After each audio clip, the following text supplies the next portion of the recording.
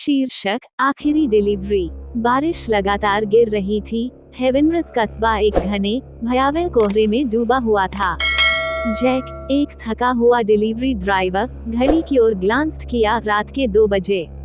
उसके पास एक आखिरी पैकेज था जो एक पुराने फार्म हाउस में पहुंचाना था जो कस्बे के बाहरी इलाके में था। वहां की अफवाहें थीं। कुछ कहते थे कि वह हॉन्टेड है, जबकि अन्य कहते थे कि वहां अंधेरे रहस्य छिपे हैं। जैक ने एक लंबी सांस ली और घुमावदार सड़क पर गाड़ी चलाई। उसकी हेडलाइट्स मुश्किल से घने कोहरे को चीर रही थीं। वो एक ग्रेवल पाथ पर मुड़ा, जहां चट्टानों की खड़खड़ाहट उसकी गाड़ी के पहियों के नीचे गूंज रही थी। जैसे ही वह घर के पास पहुंचा, उसकी रीढ़ में ठंडक दौड़ गई। भवन खड़ा था, उसकी खिड़कियां जैसे खाली आंखों के गड्ढे उसे घूर रही थीं।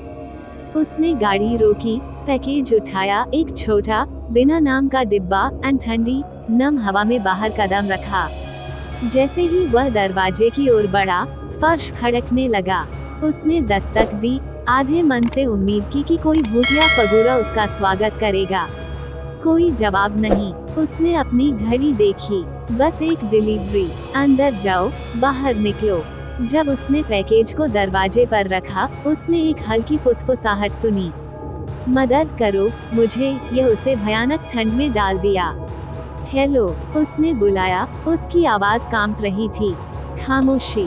फुसफुसाहट अंदर से आई। अपनी बेहतर समझ के खिलाफ उसने करीब जाने का फैसला किया, दरवाजे के टूटे हुए खिड़की के माध्यम से झांकते हुए।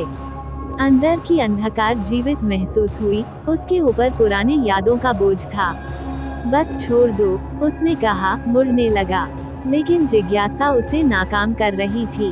उसने फिर से कदम बढ़ाया, दरवाजे के पास एक ढीली लकड़ी को उठाया और उसे खोला।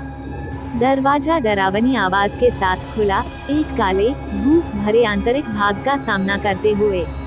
हवा मोटी थी, बासी, जैसे वर्षों से फंसी हो। अंदर पानी की बूंदों की हल्की आवाज खामोशी में गूंज रही थी। जैक सावधानी से आगे बढ़ा। हेलो, उसने फिर से बुलाया। अब उसकी आवाज केवल एक फुसफुसाहट थी। उसे एक मानसिक खींचतान महसूस हुई, जैसे कुछ सही नहीं था। लेकिन फुसफुसाहट फिर से आई, और अब अधिक जोरदार। मदद करो। जैक ने आवाज का पीछा करते हुए सीढ़ियों की ओर बढ़ा। हवा ठंडी हो गई और उसने कदमों के शीर्ष पर रुकने का फैसला किया। ऐसा लगा जैसे कुछ उसे पीछे खींच रहा हो। एक गहरी सांस लेते हुए उसने नीचे की ओर कदम बढ़ाया। लकड़ी की सीढ़ियां उसके वजन के नीचे चरमराती रही। नीचे उसने एक छोटी सी कमरे का सामना किया। एक झपकती बल्ब छत से लटक रहा था, जो उस जगह को रोशन कर रहा था। एक कोने में एक पुराना संदूक पड़ा था। फुसफुसाहट तेज हो गई, उसे आगे बढ़ने के लिए उकसा रही थी। जैसे ही उसने संदूक की ओर हाथ बढ़ाया, हवा भारी हो गई और उसे अचानक ठंडी सांस अपने गले पर महसूस हुई। उसने मुड़कर देखा, लेकिन वहां कुछ नहीं था। पैनिक में उसने संदूक की जंग खाई ताले के साथ संघर्ष किया। वो खुला। अंदर एक पुरानी तस्वीरों का संग्रह था, चेहरे पीड़ित, भय से भरे हुए, आंखें आतंक से चौड़ी। और फिर उसने देखा एक लड़की जो तस्वीरों में फंसी हुई थी, मुंह खोले हुए, चुप्पी में चीख रही थी। मदद करो। फुसफुसाहट फिर से गूंज उठी, अब संदूक से आ रही थी। जैक पीछे हट गया। उसके दिमाग पर वास्तविकता का बोझ गिरा। यह मदद की गुहार नहीं थी, यह एक चेतावनी थी। उसने भागने का प्रयास किया, लेकिन हवा उसके चारों ओर कसने लगी, भारी और दमघोटू। परछाइयां एकत्रित होने लगी और उसने अपने कंधों पर हाथों की पकड़ महसूस की, उसे पीछे खींचते हुए।